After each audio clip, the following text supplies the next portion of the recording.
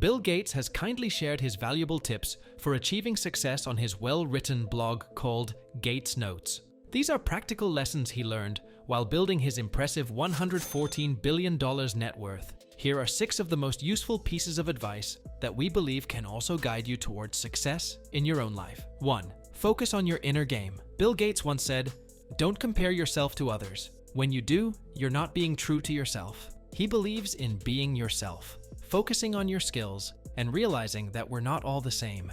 Bill shared a story about talking to his friend, Roger Federer, the tennis legend. Roger explained that his success came from his inner game, staying calm, and not celebrating too loudly or getting dejected. Other tennis players like Nadal and McEnroe are different, celebrating loudly because it boosts their confidence. The point is, understand yourself before comparing to others. Choose a career that suits you, whether it's sports or something else. Work hard to make your dreams a reality. 2. It's not always a eureka moment. We've all heard stories about Bill. They say he was lucky to have a computer at his school when no other school did. We've also heard that he dropped out of Harvard to focus on Microsoft. But what we hear from others is different from what Bill himself says. Many of us have heard that Bill Gates likes to take big risks to win big. But here's the thing. Bill mentioned in his blog post about one of his favorite books, Where Good Ideas Come From, by Stephen Johnson, that starting Microsoft was a risky decision, but it wasn't a spontaneous one. Bill gives an example from the book about YouTube. He loved the idea, but it wouldn't have succeeded if it had been launched 10 years earlier. The main reason was that people were still using slow dial-up internet, which made sharing videos nearly impossible. So, having high-speed internet was essential for YouTube's success. In summary, taking risks is important, but knowing whether the technology will catch on quickly is crucial. Bill Gates and Paul Allen worked on mainframe computers in high school, but they had limited time to use the computer center at CCC. However, these clever kids found bugs to get more computer time. When CCC found out, they initially banned them, but later hired them to find more bugs and improve their systems. This is when Gates saw a career opportunity in computers. What began as the Lakeside Programmers Club to earn some pocket money eventually became the Microsoft we know today. 3. Science fiction was my coach. Bill Gates says that to succeed and become rich in life, you should have a coach.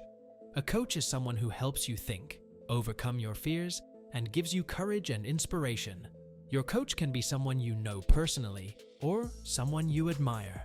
For many people who grew up in the 90s, J.K. Rowling is seen as a successful role model. She went from having very little to becoming a beloved author.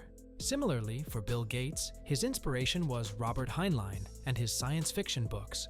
Science fiction was a shared interest between Bill Gates and Paul Allen, which brought them together. It wasn't computing, as Gates mentioned in his blog about Stranger in a Strange Land by Robert Heinlein. When Bill was just a kid reading these books for the stories, Paul, who was only 2 years older, helped him understand how these books were connected to technological development. 4. From the origin of Microsoft to today. From the beginning of Microsoft until today, Bill Gates has always stressed the importance of partnerships. Microsoft didn't start on its own. After high school, both Paul and Bill went to Boston. Bill attended Harvard, while Paul, who was 2 years older, worked there. Bill remembers in his blog that without Paul, Microsoft might never have existed. In January 1975, Paul brought home a magazine called Popular Electronics to show Bill that a powerful computer called Altair 8800 had been created by a Mexican company called MITS. Paul said that if they wanted to be part of the computer revolution, they needed to act quickly. So, Bill and Paul contacted MITS's president, Ed Roberts, and told him they were working on software for Altair 8800 to make it easy for non-scientific people to use computers. Ed invited them to New Mexico for a demonstration and hired them to create the software. Paul named their partnership Microsoft and registered it. However, when Bill found out that their code was leaked and circulated for free by MITS insiders, he and Paul left MITS and took full control of Microsoft. But they still needed hardware. That's when the IBM partnership came to their rescue. This time, Bill and Paul were smarter. They only licensed their operating system, Mississippi, DOS, and didn't sell the rights so they could partner with other companies. That's why even today, Microsoft partners with startups with the latest ideas to turn them into reality. 5. Failure is better than success. Partnerships are super important. They teach us valuable lessons. Imagine asking Bill to pick between success and failure today. He'd choose failure with a smile. Not because he's tired of success, but because failure taught him a lot. His partnership with MITS failed, but it pushed him to start his own company. Without that hiccup, we wouldn't have Microsoft or Bill Gates as we know them today. He'd still be working for MITS, earning way less. And he wouldn't have discovered the idea of licensing software instead of selling it all at once. These lessons laid the foundation for Microsoft's success.